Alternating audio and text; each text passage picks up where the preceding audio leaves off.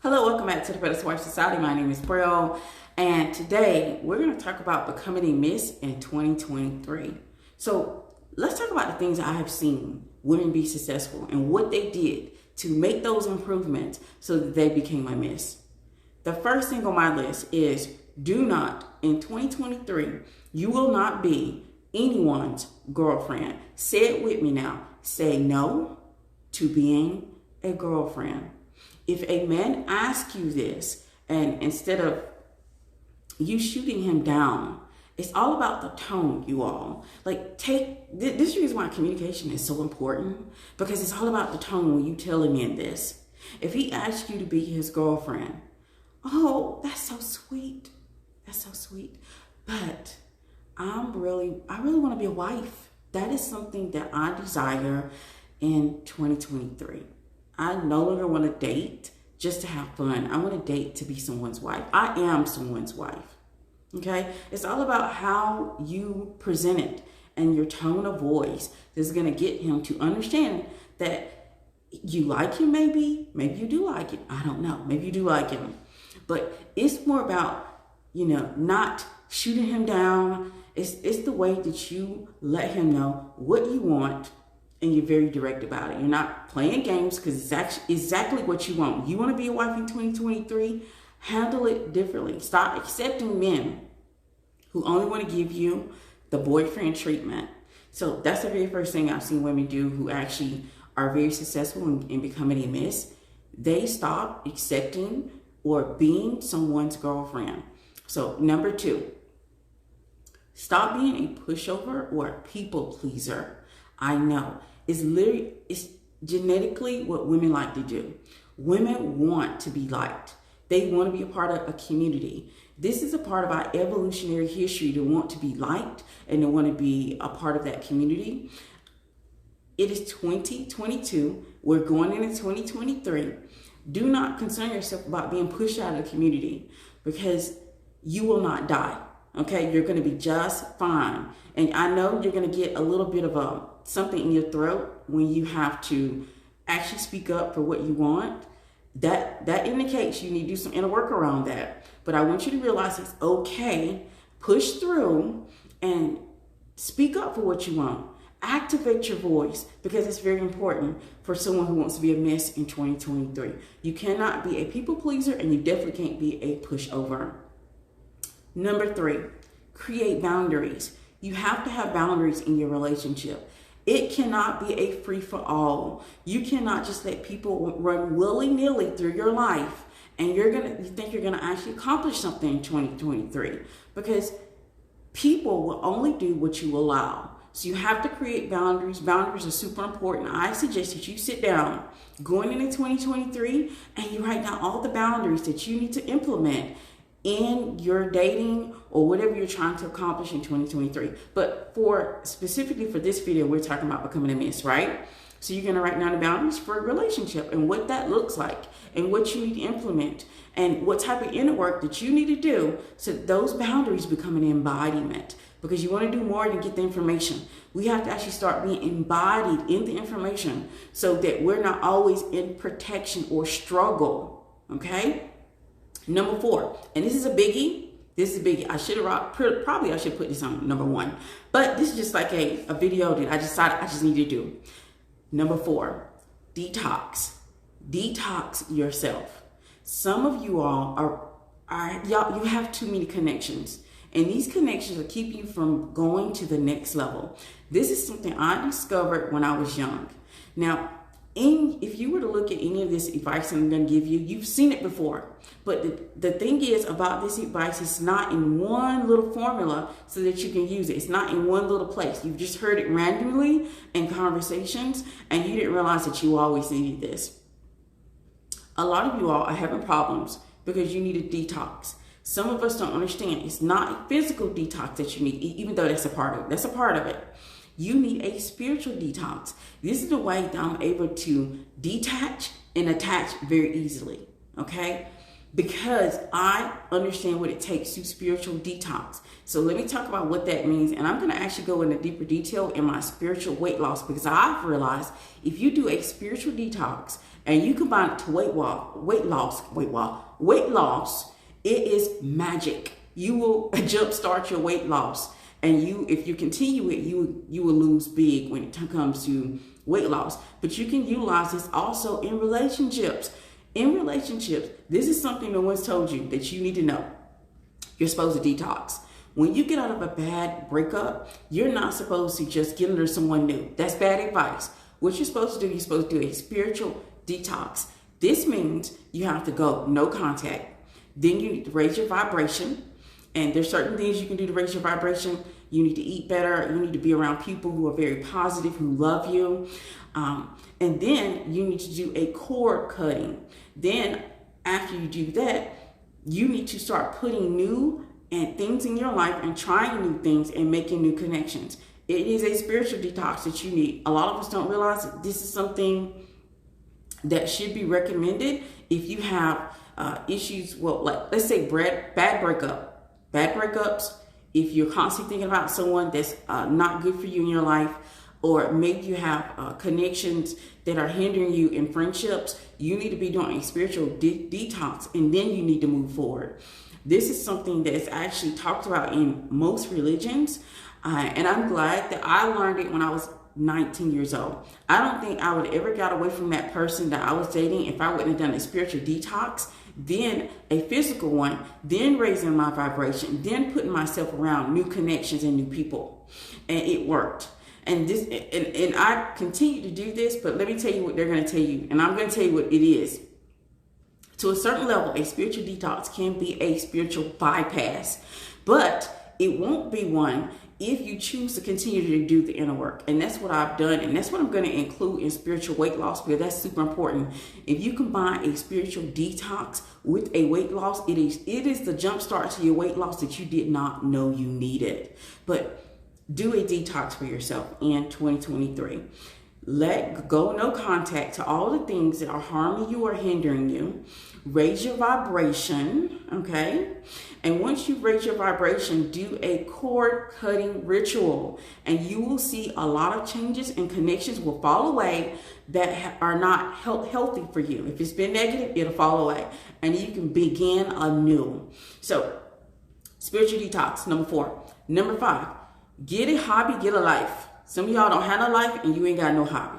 And if you believe that shopping and eating are hobbies, they aren't. Shopping and eating will not keep you entertained and creating a life for yourself and getting to know yourself and pour into yourself and getting a life. This is the reason why they aren't hobbies. Why aren't you learning about playing tennis? Why aren't you participating in some type of sport? Even exercise is a hobby, okay? Get a hobby, get a life. Get something that you love, that makes you feel expanded, that makes you feel joyful, that makes you feel happy, and start it today, okay? Number 6, be very feminine.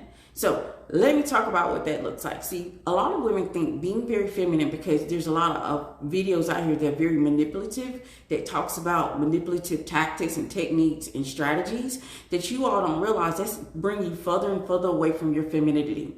See, a lot of you are nothing but Tootsie Rolls. You're very chewy, okay, hard to digest, and hard to get down. When you should be like a Tootsie Pop. Have you ever watched that commercial? Y'all know I'm older. There's a commercial about the Tootsie Pop where they're trying to lick and lick and lick until they get to the centery the gooey stuff in the center. See, that is what you're supposed to be. You're supposed to be a Tootsie Pop, where a man can continue to do what it takes to earn, win, and show and prove that he is a masculine energy being that you can win with.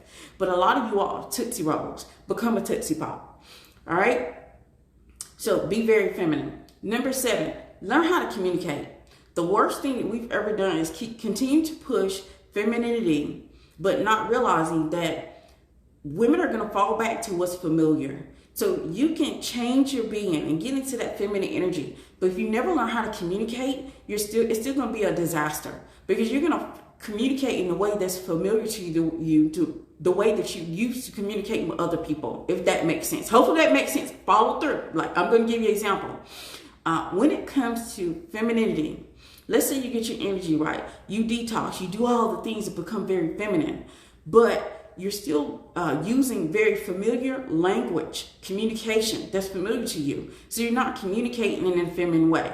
Just because you become more feminine doesn't mean your communication is going to change. This is something you have to actually train yourself to do. So let me give you an example of what that looks like.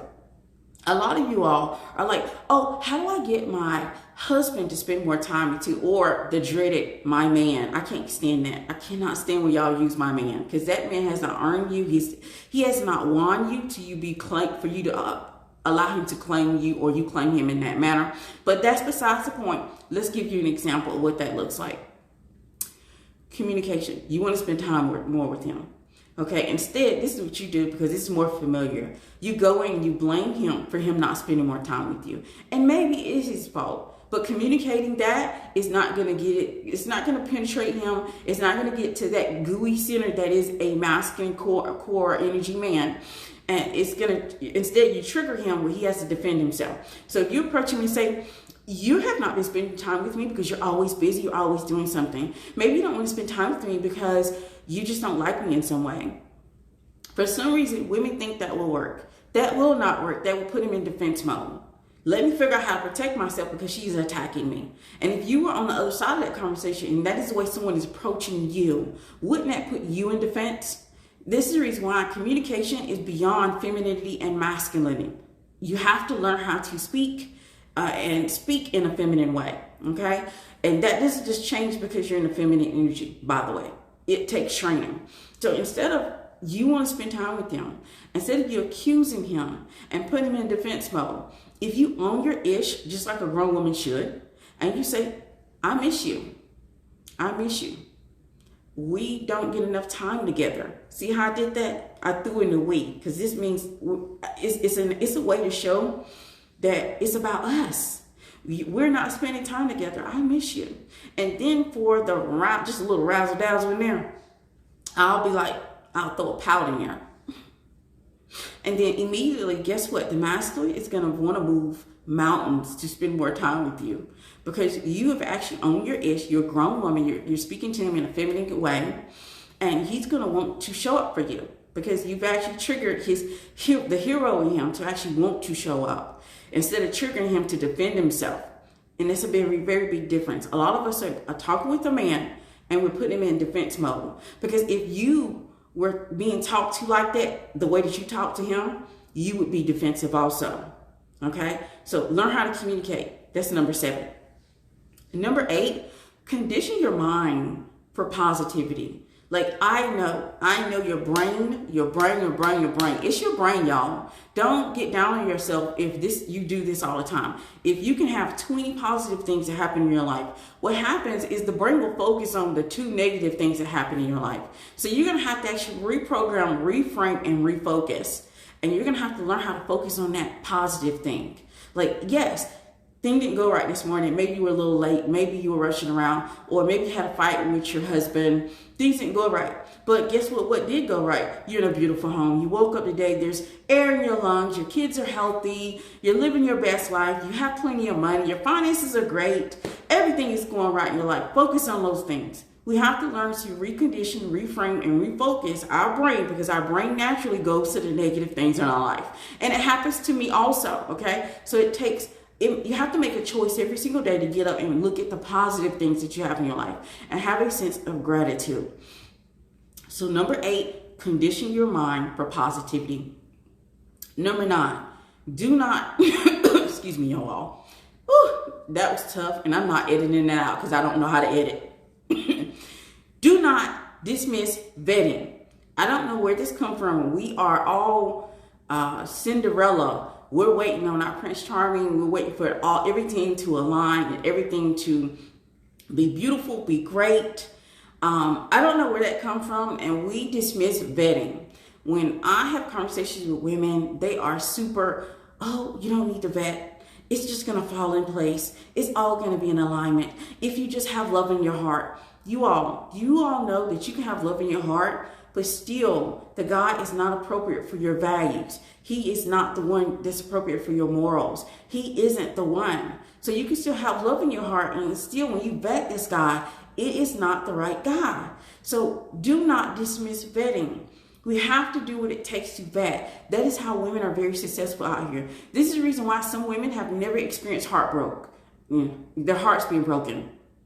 Okay? Because they vet. And so do not dismiss it. You cannot go in 2023 trying to be a miss and you don't vet. You're just relying on what? Dreams and sparkles and rainbows and unicorns? I don't know what you're relying on. You have to get to the core of the man, because guess what? It is our natural way to show up as our best selves.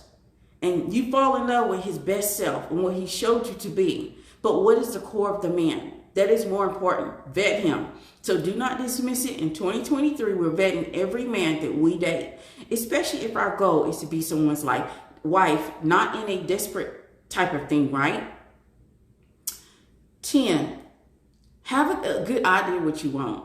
You cannot continue to date, continue to want a husband, but you don't have any idea what you want. If you cannot write down the things that you want in a relationship and who that person is supposed to be and the things that you value, go back to the drawing board. Take the time to write down what you want. What does it look like? What is your ideal lifestyle? How many children do you want? What does the life that you imagine you and your husband will have? What does it look like? What do you want? Let's sum it up. What do you want? Please have an idea. That's very important into this process in being a miss in 2023. So if you are interested in being a part of my spiritual weight loss, I'm going to go ahead and link it down below. And guess what? I'll see you in the next one. You all have a wonderful one.